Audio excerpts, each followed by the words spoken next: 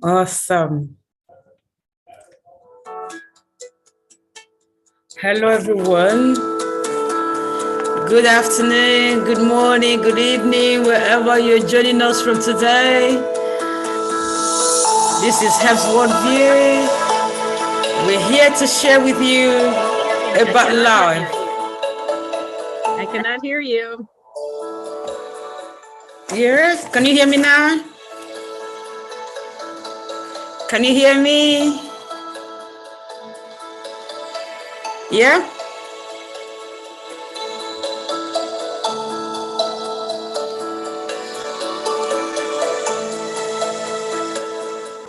Can you hear me?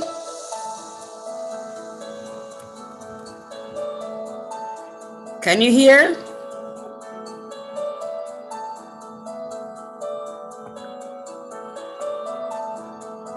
Can you hear me?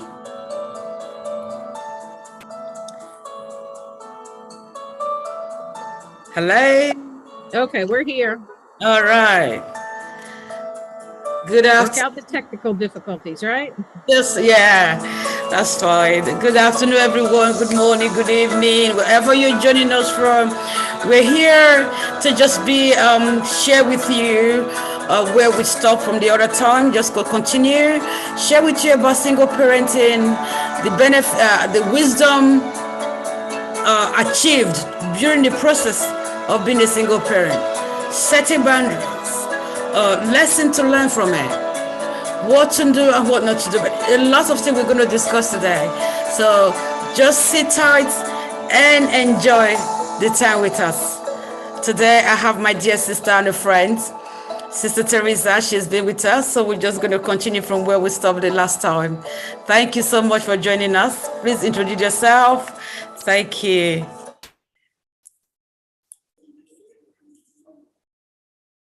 As Sister said, I'm Theresa. I do a little bit of life coaching. I was a single parent for 20 some years. Raised 2 children on my own, put myself through college, forged my own career. So, but that was not without the help of God. It was not easy. So I want to make sure that everybody understands that that was not my own power. Awesome. Awesome. Thank you so much. With God, we can do all things. Thank you for just pointing that out. I just want to recap again what we discussed the other time. She talked about her upbringing. It was a little bit toxic and difficult for her. You may want to lower the music. It sounds great, but it's hard to hear you. Yes, it's gone. I hope you, is it better now?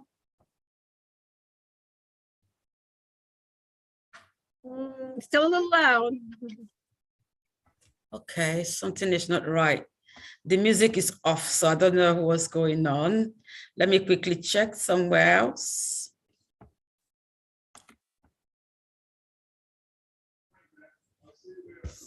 If it's on my side, I don't think it is. Yeah, my music is off completely. Is it still on? Not on my side. Okay, the music is not on here, so hold on, I don't know.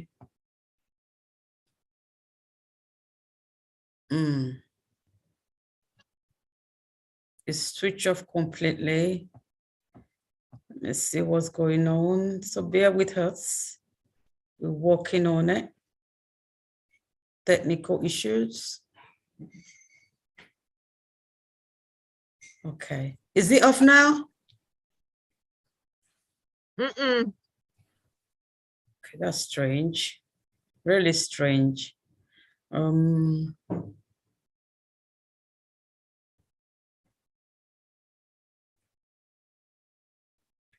I don't know where the music. Let me go out and come back in real quick. Okay, I don't know where the music is coming from.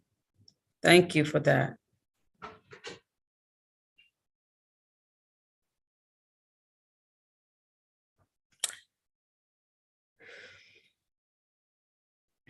Awesome, awesome.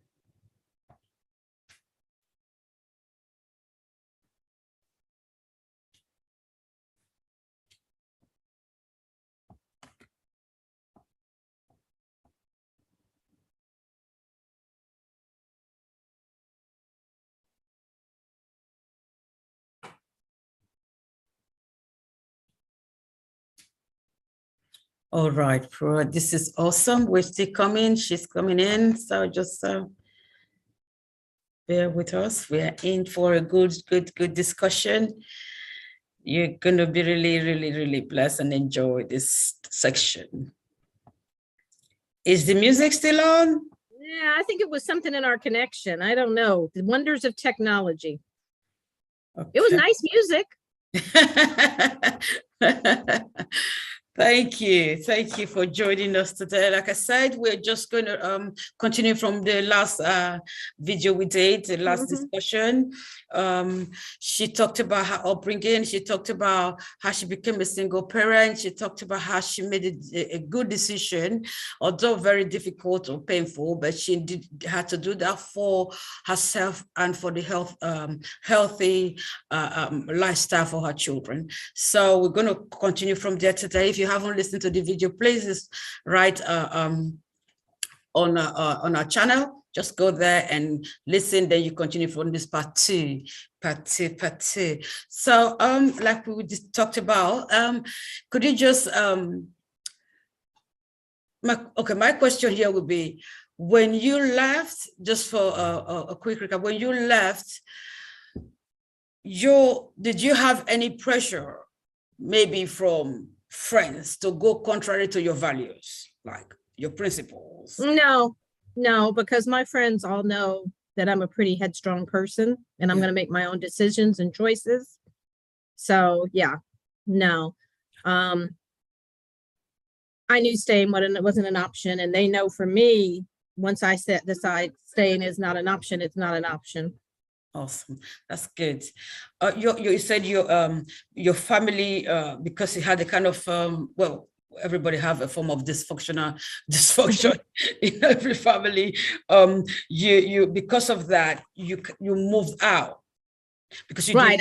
I've been gone for a while. At that point in time, I wasn't in contact with any of my family, so I was basically on my own. Okay, if I could say, your decision to move out, your decision to do your own thing, was it to save yourself from the toxic environment, or what? It was to remove myself from the toxic environment, yes. So, and in my mind, I wasn't going to remove myself from a toxic environment to go into another toxic environment. That was good. That was a good decision. That was a good decision. So what will you say to someone today? Because today I just want to tap into wisdom and the grace and the strength you got from those times, and that you're using to actually benefit people today. You know, you're there for people to talk to help them become who God has called them to be. What will you?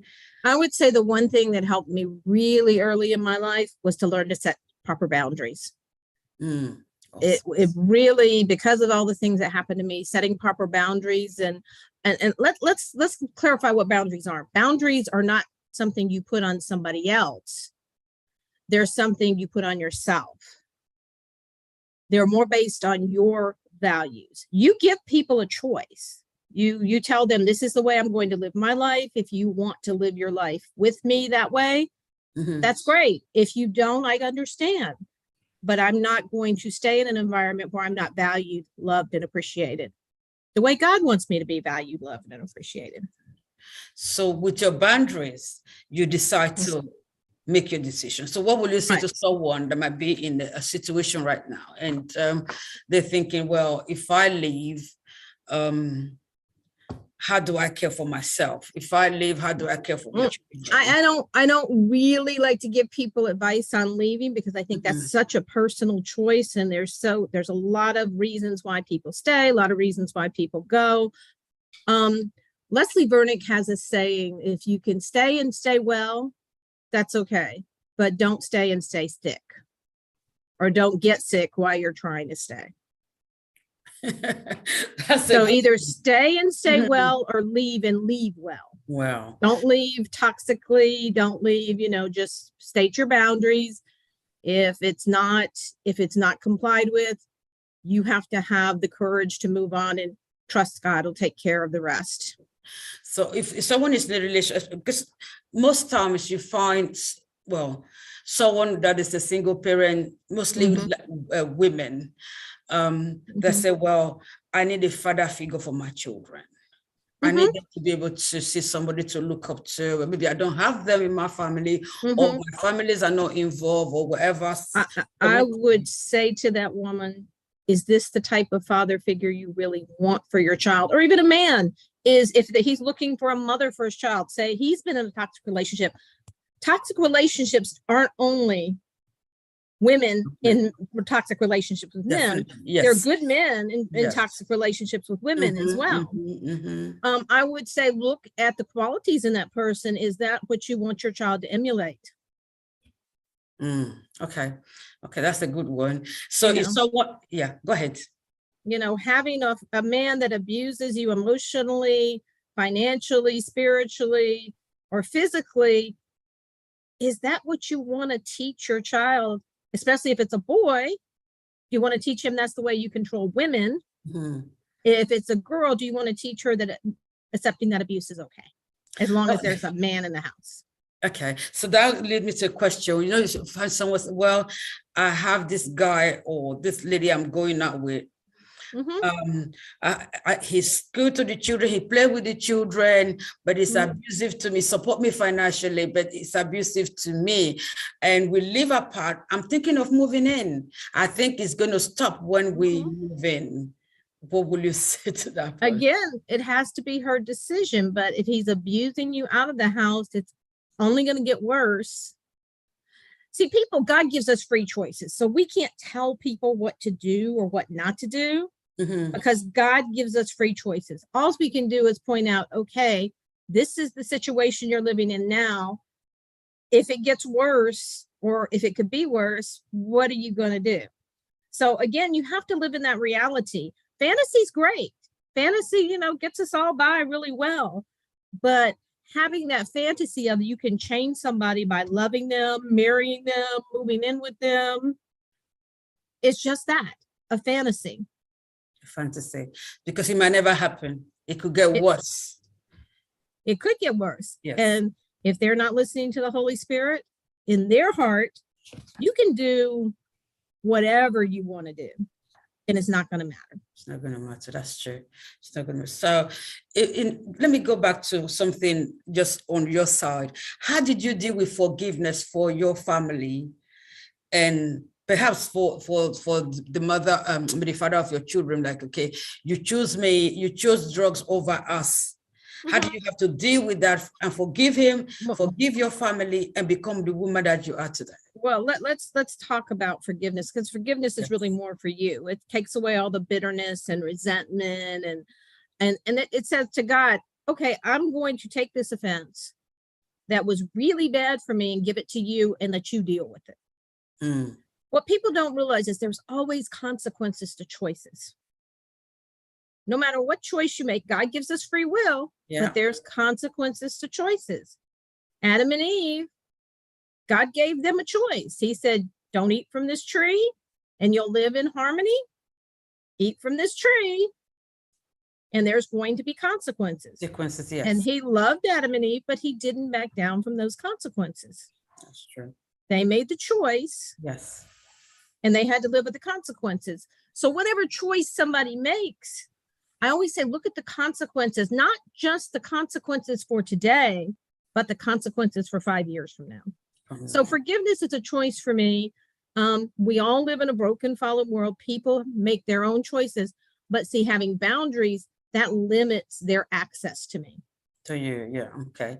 And was it difficult for you, or how long did you think? Oh yeah, at 23, I was crazy. It was difficult for me. I mean, I thank God that I had a good pastor and some good counselors. If I hadn't went in therapy, I'd probably be dead. I tell people that all the time. Because I was spiraling out of control.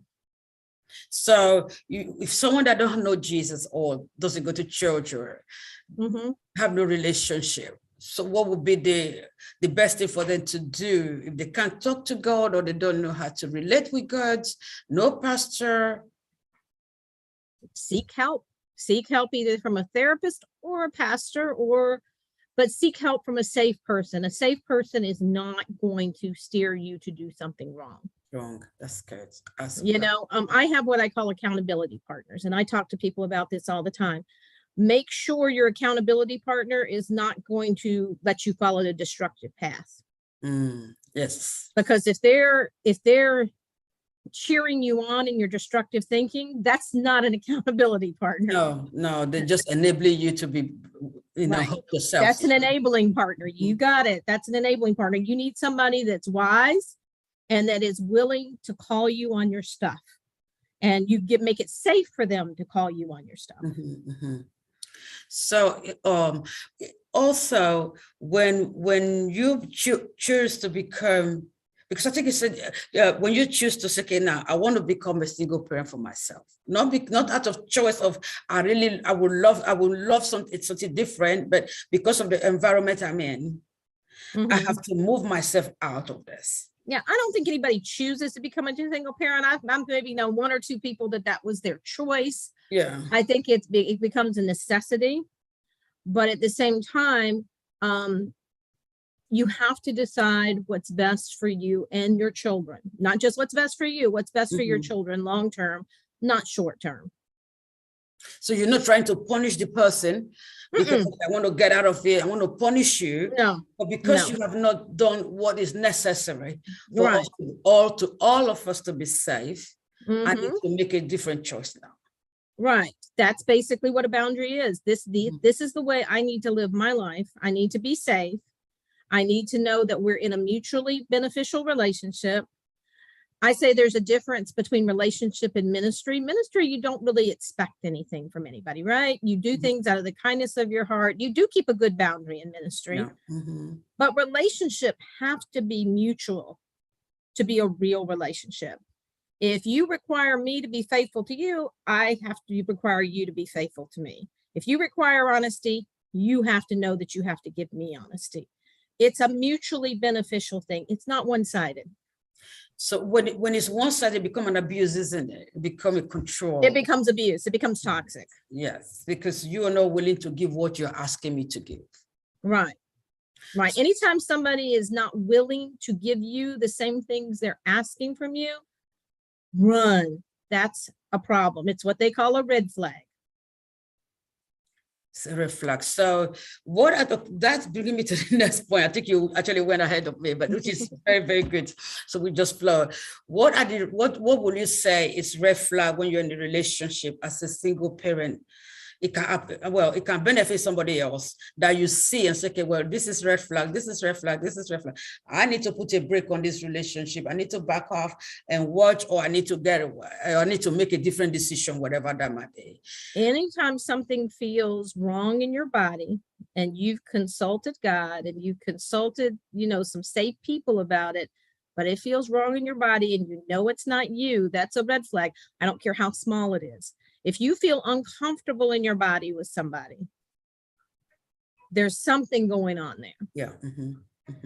If you don't feel like you can trust the other person, if you feel like you have to run up behind them, it's either they're actually doing something or you have some insecurities inside yourself that you have to fix before you can be in a healthy relationship. I'm not always going to say it's somebody else, but a red flag can be about your own relationship with yourself, your own insecurities. If it feels wrong. Yes, sometimes you can, because of your insecurity, you can act in a way that affects the other person. Right, exactly. Yes, then you get a reaction from that behavior and then you think somebody is after you. But you need to look at you yourself as well to be sure that you're healthy. You're in a healthy place to a great level to have a good relationship. And I would say another red flag would be if you don't feel like you can share with the person everything, whether it's your insecurity or something that's going on with you, or you're walking on eggshells. If you have to walk on eggshells around somebody and you can't be your total authentic self, that's a red flag. It's a red flag. There's something going on there. I've got a story where he said, well, I'm going out with this person and he got angry and he slapped me. Ooh, big red flag. The first time I just thought, okay, because he was angry. Then the second time, then and he said, I love you, and he asked for forgiveness, and then he repeated again and again, but I love the person, I don't know what to do. So in such a case, does the person now go for therapy, or what would be that's up to them. I would suggest that I can't make anybody do anything. I can give them the advice. I could give them advice, but how do you and why do you equate him slapping you with love? Do you really believe that somebody that loves you would slap you? Just a thought. Yeah. And sometimes, okay, where you talk about drugs, or this person is addicted to drug, but somebody else is addicted to alcohol. The behavior is the same in a way, because it's still the same abusive situation. Because you hear somebody say, well, it doesn't do drug, it doesn't do all of those stuff, but it's just drink. And I think he just drink to excess. I've tried to ask him to stop, but he won't stop, or she won't stop. Sorry. But I'm trying to see how I can help this person. So when you set boundaries, your boundary had to come to the point where you say, well, if you don't stop drinking, if you don't see that it's hurting you and hurting us. Let's do it this way. Let's do it this way. Because you're doing the you. When you drink, it makes me feel uncomfortable. It makes me feel unsafe. So if you can't curb your drinking, I'm going to have to remove myself from the situation. That's not what I want to do, but for me, it's more important to live in safety. That makes it about you, not about him. Yeah, okay. If you make it about you because you want safety, you want to be protected, and with the children as well. When the person says, well, but it's not drug though, it's just drinking. It's when you go out with friends and become too. Sorry. Just okay. And he drinks too much, maybe a glass more than he should have, but I think I can help this person. You can only help somebody if they want to help themselves. Again, you can't change anybody. There is no way. You can influence them. You can encourage them. You can support them. But if they're not willing to do the work to make the changes, it's not going to happen. They're living in a fantasy world. Thank you so much. So if we have someone today that is saying, you know what, I like this guy, I'm considering, when we're not ready to be married right now, but we're thinking of having children. Let me grab some water. That's all right. That's fine. My allergies are killing me today. That's fine. Thank you so much for your wonderful time and your word of wisdom. Sorry. Okay, so someone said, well, we're not ready to be married today, but we want to have children. We've promised ourselves we're going to be together forever. Yeah, we're going to be together forever. What will be a wise word of wisdom for such a person? If they're drinking? If they're drinking or not drinking, but they're going to come to the place where they're not, because you can't tell what the future will hold. Someone can give you all the promises today, but tomorrow everything can change. But at this point, you already have a child or two, or more than one child. So if someone said, well, I want to have children for this person, but we're not planning to marry, we're thinking of getting married maybe in the next 4 years or 3 years, but we're thinking of having children now. What would be that word? If the person already has issues, I wouldn't think of having a child with somebody that already has issues. I wouldn't plan on having a child with somebody that I wasn't married to, that the person already had issues, our relationship already had issues, because a child's not going to fix that. Again, I tell women, if you're going to have children with somebody, does this person have the qualities that you want in a father for your child? So yeah, not is he cute, not how does he make me feel? Is this the person I want to be a father figure and an example for my child? So someone that don't know, just emotional. Oh, I love this person. What would be the kind of quality you would kind of throw out there? So, okay, look out for this. Look out for this. Maybe. Is he goal-oriented? Is he a kind person? Is he a compassionate person? One of my big things when I deal with men is how do they treat waitresses or waiters? How do they treat little people? How do they treat people that can do nothing for them? That's usually a big indicator. How do they treat their mother or their father or their parents? That's usually a big indicator of what type of person you're dealing with. How do they treat people that can do nothing for them? Thank you. Thank you for that word of wisdom. Thank you. Because what you see, the way you see them act, or the way you see the woman or the man treats out people that can't help them, people think, oh, you're nothing, you know, what can you do for me? That is who they really are. That's who they really are. That's who they really are. If they treat people badly that can do nothing for them, what happens when you can do nothing for them? Yes. So the love or the relationship is conditional. So when you can't fulfill that condition, you're going to get the same treatment as well. Right. Anybody that treats anybody, not just you, anybody like an object. Yes. Like they're just a disposable person. That's, you know, that's not a good sign. Thank you. Thank you. No, that brings me to this question. When we talk about setting boundaries. Setting boundaries, you said it shouldn't be used to manipulate anyone. It shouldn't be used to push someone around or to shame them or to make them feel worthless, you know. But the restriction you set is because you want to be healthy. Right. And your restrictions are on you. They're not on them. This is what I will and will not tolerate for myself in my life. You get to do whatever you want to do. If you choose to go ahead and drink, like I told my kid's father, if you choose these drugs, I can't live like that. I can't live like that. You want to live like that, you're welcome to it. But I'm not going to live like that.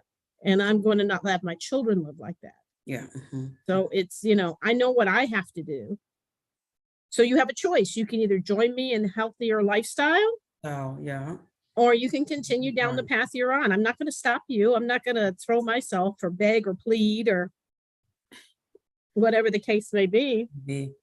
Because if you're not careful, you're going to find yourself spiritually bankrupt or spiritually stressed out, mentally. You'll become somebody you don't recognize. Yes. Because you're compromising your values and what you want for your own life and just living in this fantasy world. If you love them enough, if you do enough for them, they'll stop.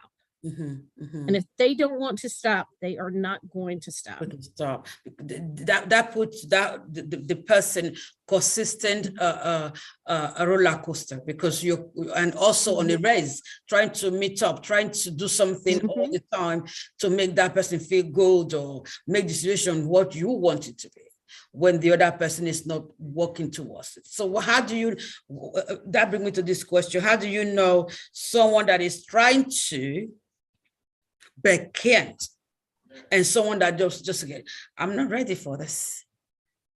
Actions speak louder than words. Words are just words. If somebody is not doing the work, there's nothing you can do. And then there are people in this world today that will pretend to do the work just to get you there, but they're still going behind. Again, I have to say, listen to your own voice. If you hear that voice in your body saying something's not right here, and you feel like you're having to do a lot of checking and a lot of, somebody that's really doing the work will be very open about it, will include you in that work, will make sure that you're totally aware at all times what's going on. Thank you. Thank you. So because they're open, you can actually check or you don't have to check. They'll bring it to you. If they're doing the work, they'll come to you and they'll tell you about it. They'll share exercises with you. What they've done. They'll include you in the process. So you can assess. You can kind of assess how the growth as you go along with this exercise. And you can see it by their fruit. What does the Bible say? You will always see it by their fruit. By your fruit. So once you see someone say, well, I want to change, and they're not doing anything, you know, they're not doing anything towards it. Or if you try to say, oh, but you said you're going to, and then it turns to, don't bother me, you have to be careful.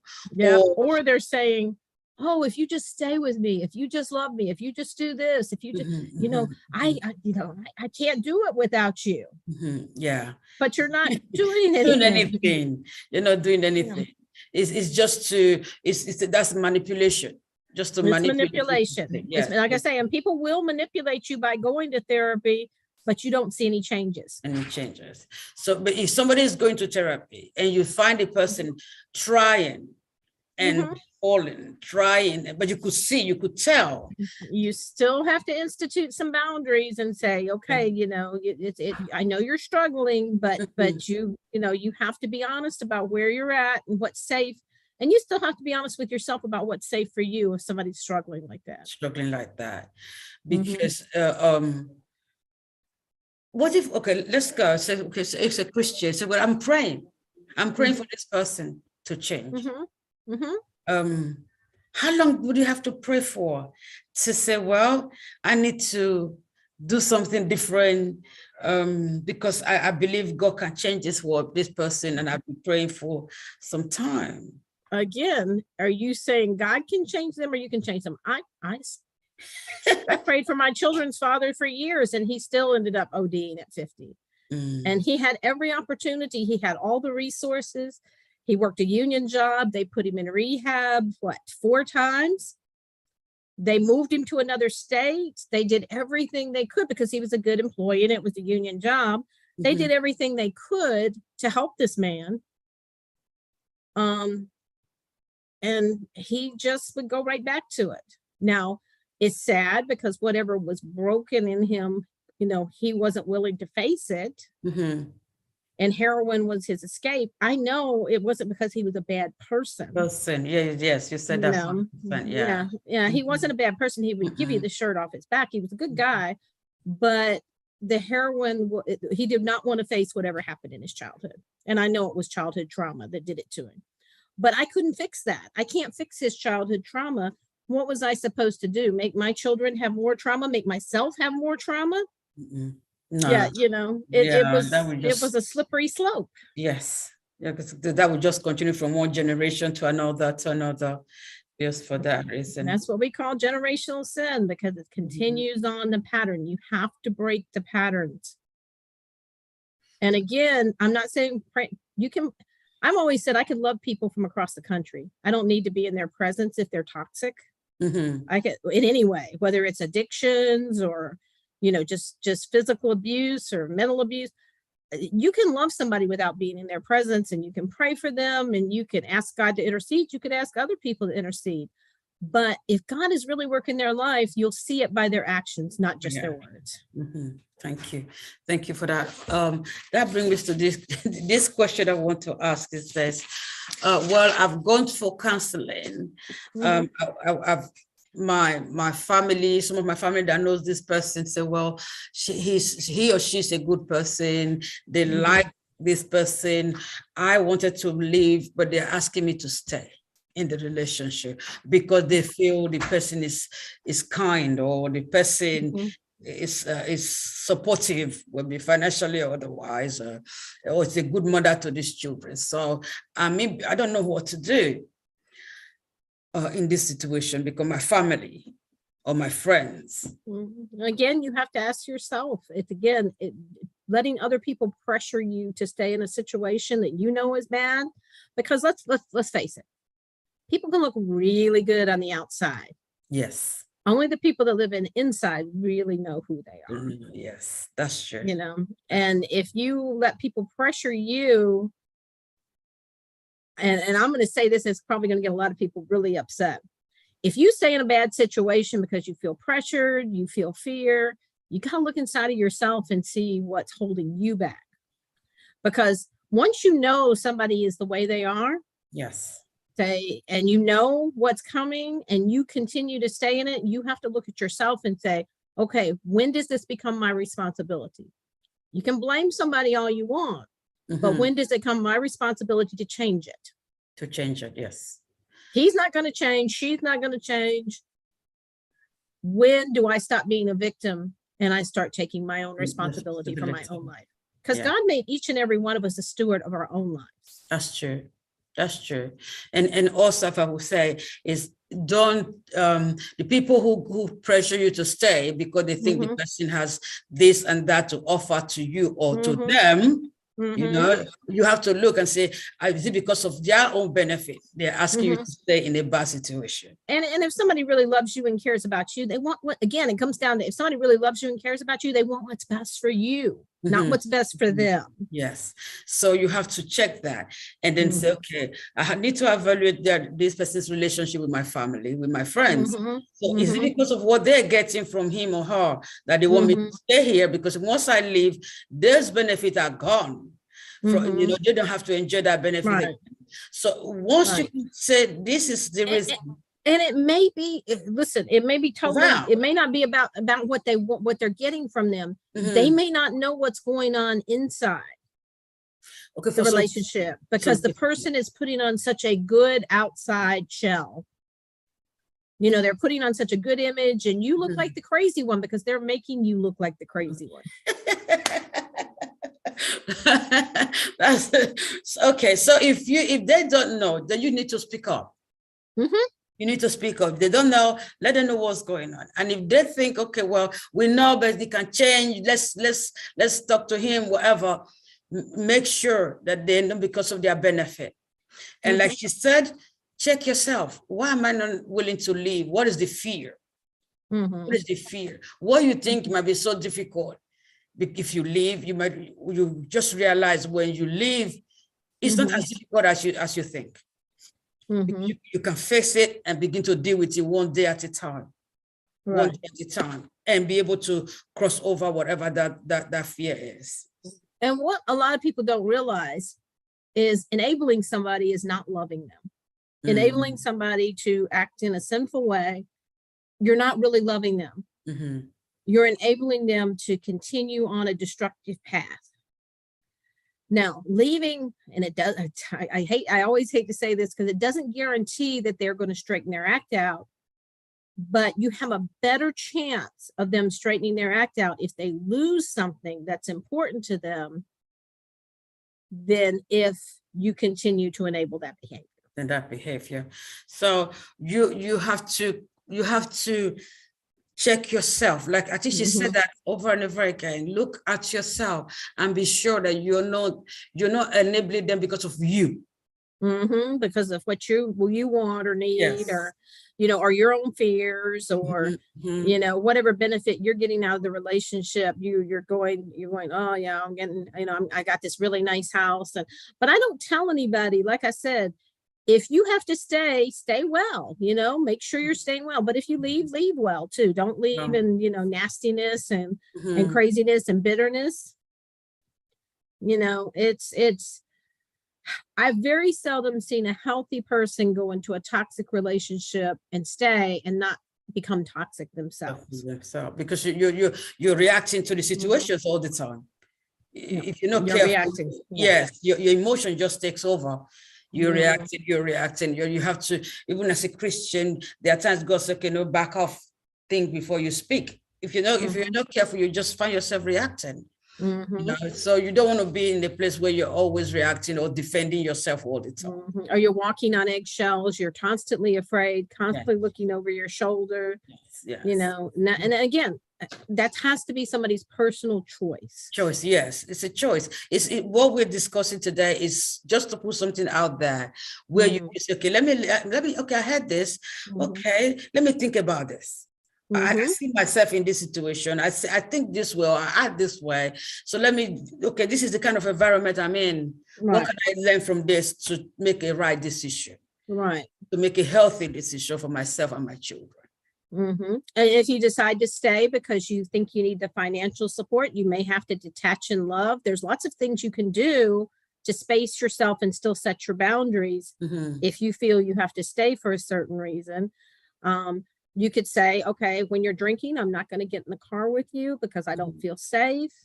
I'm not going to sleep in the same room with you because I don't feel safe. There's still ways you can space and detach and love. You don't have to scream at them. You don't have to say, oh, you're drunk, call them names. if you choose to say, again, everything is a choice. Choice, yes, it's a choice. But once you've made that choice, Mhm. you have to look within inside yourself, and you can't go out and say you're a victim because you know how they are. Yes, because you choose to stay in that situation because you know Yeah. what they can do, and but you say, okay, well, I can stay here because you say I have a reason why I'm staying.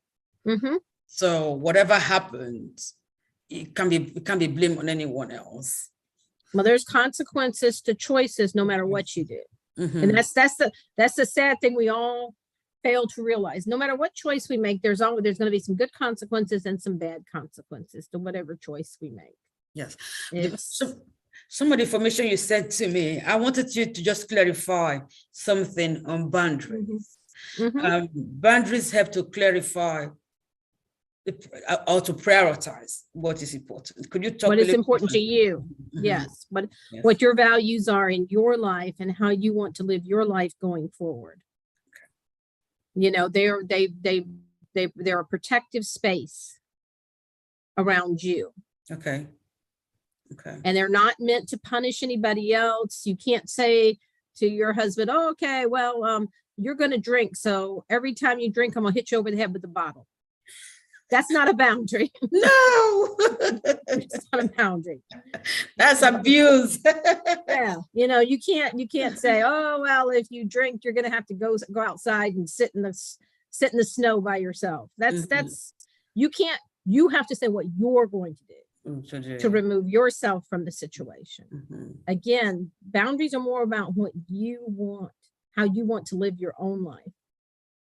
So it's important for you to know it's not to make someone, you're not going to force somebody. You're not going to make them become what you want them to be. You're living in a fantasy world again if you think you can make somebody be what you want them to be. Yes. Yes. Or if you think you can magically love them into this place. Yes, your love can heal. Yes, your love can influence. I'm not saying that it won't, but they have to want to make those changes.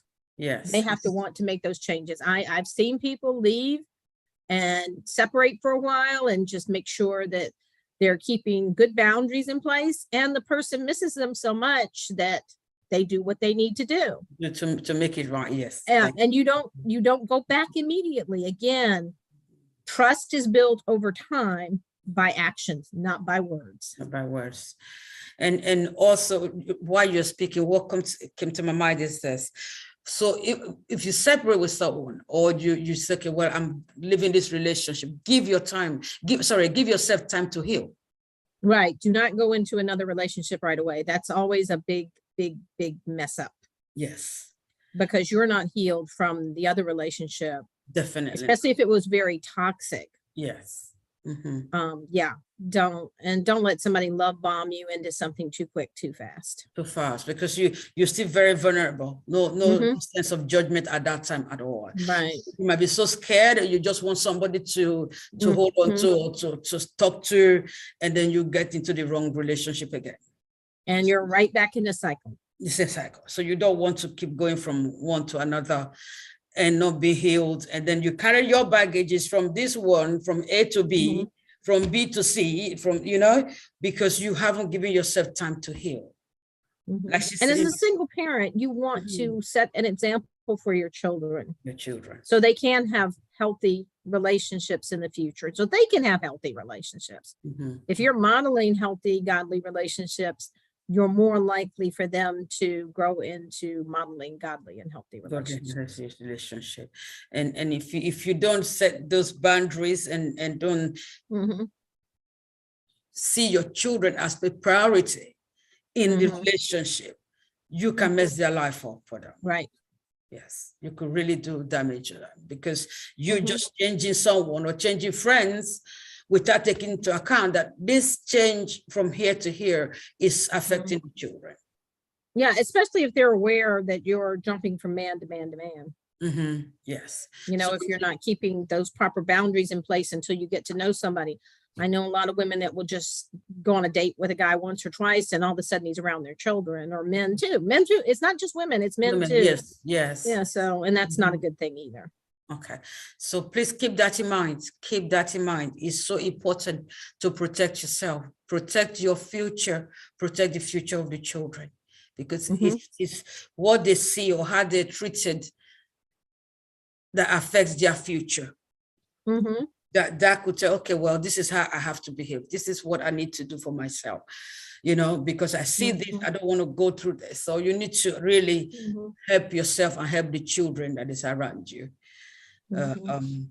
My other question is this: there's a place I read. It said, I understand you are saying you need sex, but I won't do that with you right now because I don't feel safe with you. Right now, I need you to choose my safety over your desire for sex. If you can't or won't do that, I have to think about what that means for me in this relationship. Could you elaborate on that? That's a perfect boundary. That is a perfect boundary. It's you've expressed your desire, that you respect their needs, but it's not something you can fulfill right now, and they have a choice. And I have a choice. If you want to continue pushing me, I have a choice to step back. If you think you need to find sex right now, you need maybe go choose somebody else. That is not funny, but it's not funny. Yeah, go ahead. Yeah, you maybe gonna need to go choose somebody else because maybe I'm not your girl. I always tell people I'm not everybody's flavor.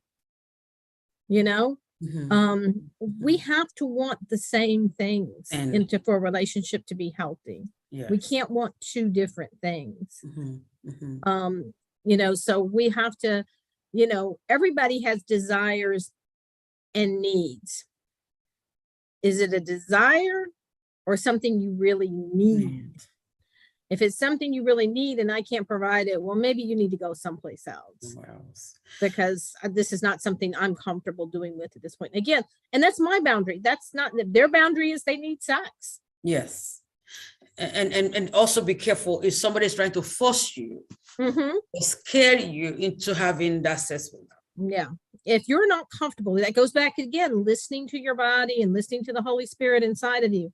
If you're not comfortable in any situation that somebody's trying to put you in and you say no and they keep pressuring, red flag, big time. Big time. And watch out. I always say, well, if you're not going to give me this, what I'm asking for, then maybe you need to move out. Maybe I will stop doing this for you. I will stop doing that. Right. Well, that's your choice. That's a choice. You need to really sit down and think about it. Yeah, that's your choice. I mean, if you feel that you need to leave because I won't do this, that's your choice. I'm not going to be pressured. I don't feel right about that. I'm going to stand firm in my no. Like I say, anytime you tell somebody no and they can't respect that no, there's a problem. That's a problem because if you don't stand your ground, in a way, it's going to continue. It's going to use that same method next time. It's going to use the same method all over and over again. What do you think? If they say the same thing over and over again, yeah, that's a red flag. If they're pressuring and they're manipulating, that's a red flag. They want what they want when they want it, and they have no respect for your feelings or your safety. So you need to really, really watch it, because if you give in the first time, you're going to give in again. It's going to use the same tactics again. It's going to keep using it until you're going to be exhausted. Yeah. And then we have to look at ourselves as to say, okay, why do I allow this to go on? What in my background allows me to allow them to continue to badger me about this? Okay, so because people only do what you allow them to do. So when do you know you're being manipulated?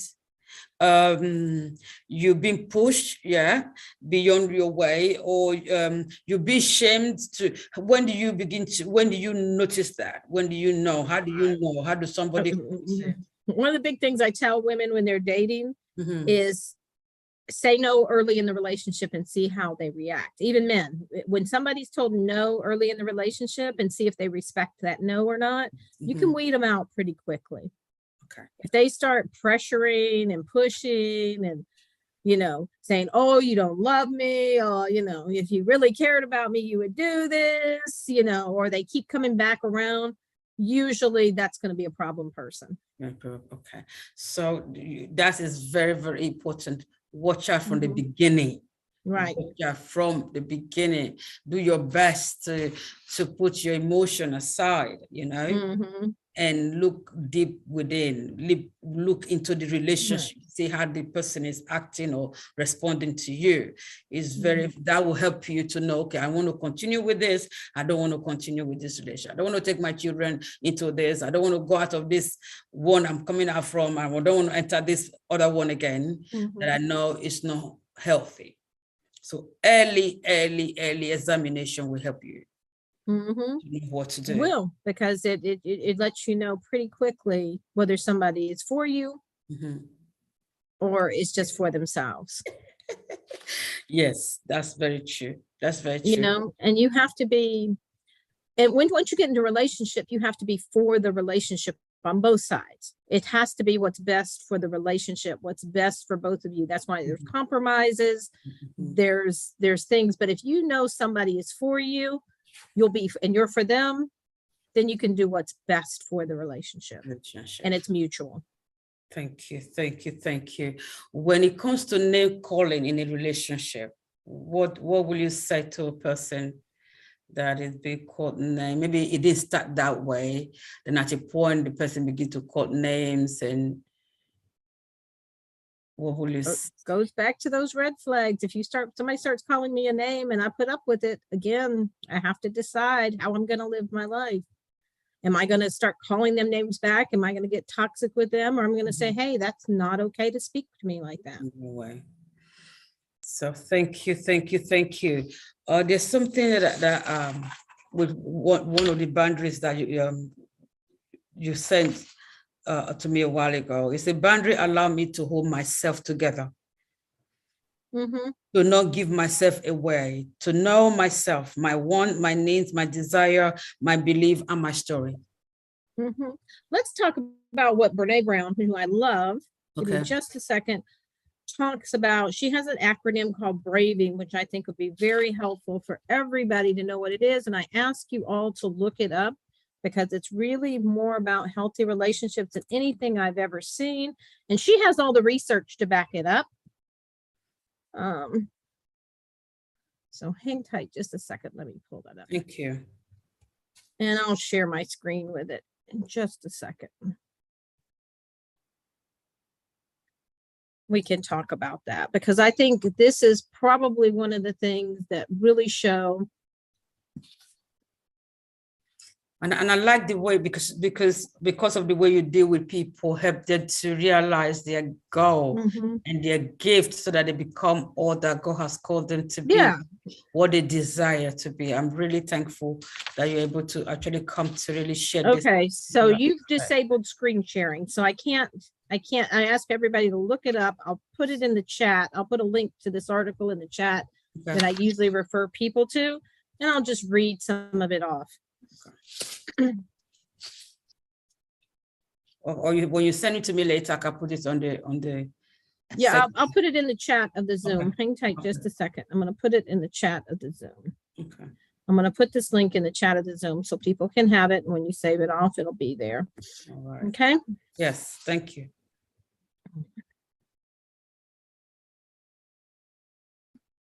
She's a life coach, you guys.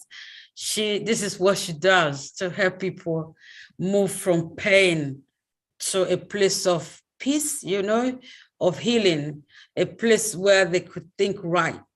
Because when you're in a relationship, or you just live a relationship that is toxic, or a relationship at all, it didn't go the way you think, it's broken. You need to move from point A to point B. You need to be able to live your life again and be yourself again. You need to thrive in your life. You don't want to just remain in your past and not move forward. This is what will help, and it's what actually she helped people to do, and it's a blessing to have her. Go ahead, Sister Theresa. Okay, so the BRAVING summary, it covers boundaries, reliability, accountability, vault, integrity, non-judgment, and generosity. Okay. Yeah. So those are the things it stands for. So if we look at each one of those in depth. Let me get down to it. Boundaries. Trust thrives within boundaries that are clear and consistent. Each party knows where they stand. I trust you if you are clear about your boundaries and you hold them, and you are clear about my boundaries and you respect them. There is no trust without boundaries. If somebody can't respect what's important to you and you can't respect what's important to them, you can't even have trust. That's number one. Reliability. You cannot gain someone's trust if you are only reliable once, because that is not the definition of reliability. Okay, if I could stop you there for a minute, and somebody said to you, okay, just trust me, I'm going to change. Yes, I messed up yesterday, but I'm going to change today. You know, give me time to change, because you need to forgive me as many times a day. You know, if it's a Christian, they bring in Christianity into it. So what do you do in that situation? What did Jesus tell the woman at the well? Go now and sin no more. It doesn't mean you're not reliable if you say you're going to change. And is it the first time you said you're going to change, or the 100th time you said you're going to change? Well, 70 times 7 forgiveness. What does that come in? Forgiveness comes in right away, because we forgive people, we turn it over to God, but forgiveness does not mean access. Awesome. Thank you. Forgiveness does not mean access. Yes. Okay. It means that you're not going to go after them. You're not going to, punish them. Listen, removing yourself from an unsafe person is not punishing them. No. It's being protective, responsible for yourself and being a good steward of what God gave you. You can't become who God wants you to be while you're struggling daily. It just doesn't work like that. If you can do it and stay well, if you can get your own therapy and you can not trigger and not react, I never tell anybody to leave. No. I go back to what Leslie Burdick says: either stay and stay well, or leave and leave well. Wow. Because what I will say here is you can't be struggling to carry yourself and then carry someone else on yourself, because it's too much for you. Because mentally you're struggling, emotionally you're struggling, but try to drag someone that has so much baggage as well. So you need to focus on you and bring yourself to a place of healing that you could tell, okay, with my statement, I could judge right. I know what I want, I know what I don't want, I know what to do, know what not to do. Please go ahead. So reliability, again, you cannot gain someone's trust if you were reliable only once, because that is not the definition of reliability. I can only trust you if you do what you say you're going to do, not once, but over and over again. Accountability, own your own mistakes and allowing for the transgression of others. I can only trust you if when you make a mistake, you are willing to own it, apologize for it, and make amends. I can only trust you if when I make a mistake, I'm allowed to own it, apologize for it, and make amends. No accountability equals no trust. Now, if you notice all of these aren't just for the other person. They're for you as well. Yes. Vault, I think, is important in friendships or in relationships. Many times when we share things that are not ours to share is a way to hotwire a connection to a friend. If you have a friend that your closeness is built on trash talking others, that is not real intimacy. The vault means you respect my story, but you respect other people's story as well. What I share with you, you will hold in confidence. What you share with me, I will hold in confidence. And also, when you see someone that is always trashing someone else, right, it's very, very likely they're going to trash you as well. Exactly. When you're not there. You're not immune. Believe me, I've seen it. Integrity, choosing courage over comfort, choosing what is right over what is fun, fast, or easy, practicing your values, not just professing your values. I cannot be in a trusting relationship with you unless you act from a place of integrity and encourage me to do the same. Goes back to boundaries. If you won't respect my boundaries and I can't respect your boundaries, I can't trust you. So, non-judgment. If you can't ask for help around those and you can't reciprocate it, that's not trust. Real trust doesn't exist doesn't exist unless help is reciprocal and non-judgment. So if you're helping somebody, then you're going to trash talk about them. That's not a real intimate relationship. Or if you're judging them the whole time, I'm going to give you this $200, but you no. It has to be that way. And you have to know you can count on that person to be the same. Thank you. Generosity. Our relationship is only trusting if you can assume the most generous thing about my words and intentions, behavior, then check in with me. Okay, this is where we call, if I tell you something and I act like I'm okay with it, then I blackmail you with it later. That's not a trusting relationship. Yes, thank you. Definitely. So again, I think braving is a good measure of a trusting, healthy relationship. Thank you. Thank you so much. Thank you so much. Thank you so much. Courage over comfort. I think this is a very, very, very good place to end this. She has actually put it out and put out what we need to look out for. Help, not judgmental, and it applies to both parties in the relationship. She has really, really said something. Is there anything you want to say before we go? Thank you so much, Theresa. No, thank you for listening. I appreciate you having me. Hopefully this helps some people. Yes, I hope it's good. I'm definitely going to help some people because it's what we need to know, because it helps you to live a healthy life, mentally, emotionally, and otherwise. And you following this is some of the words of wisdom, I would call it, that has been given to you today. It will help you a long, long, long, long way. So thank you for joining us. And I hope someday she's going to come again. I really want her to talk to us more on boundaries, how to know what to do and, what to look out for. I'll talk to her whenever she's free. She will give us time. What we should do is how to have those boundaries conversations. Yes. Those are the important things. A lot of people don't really know. They think it's a way to put it on somebody else. And it's really not. It's more of a way to set yourself up and say, this is the way I'm going to live my life. I'm going to give the people choices to live their life the way they want to. But if they're not living their life the way I need to live my life, and I want to live my life in a healthy, godly way, I'm going to remove myself from that situation and not allow it to hinder my life. Yes. God made us the steward of our lives. He made us all stewards of our life. Yes. So go ahead. Sorry. If you sacrifice your life saving somebody that's being mugged, that's one thing. If you sacrifice your life for somebody sinning against you over and over again, you have to look at, okay, am I being a good steward? Am I really being a hero to this person that I'm continuing to allow to abuse me? Right. I'm stopping somebody from hurting somebody else in one sense, but I'm enabling somebody to hurt somebody in the other sense. Does that make sense? Yes, it does. It does. And so I'm going to talk to her. Maybe she'll give us a day to come and really talk to us more on this, because this is what she does. This is how she has helped a lot of people, to become who God wants them to be, to meet their dream, or help people to see. Because sometimes you're in a situation, you don't even see that you are in a situation. You don't see the way other people see your situations.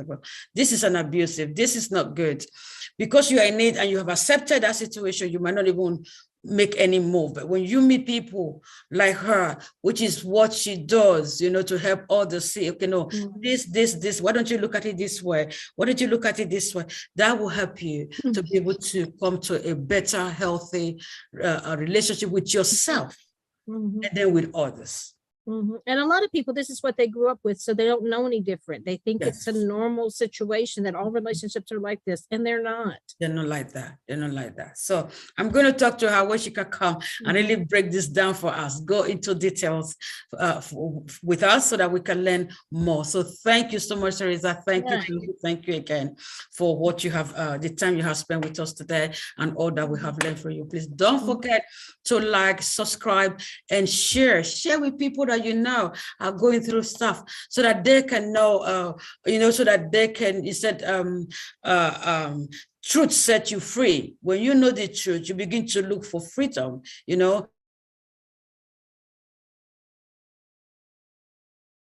Now I know the truth. Now I want to be free. I didn't know this was abuse. Just like I said, that's how people are. No, now you know this is not the way it should be. So share with other people and leave comment as well. Let your comment be so respectful and kind.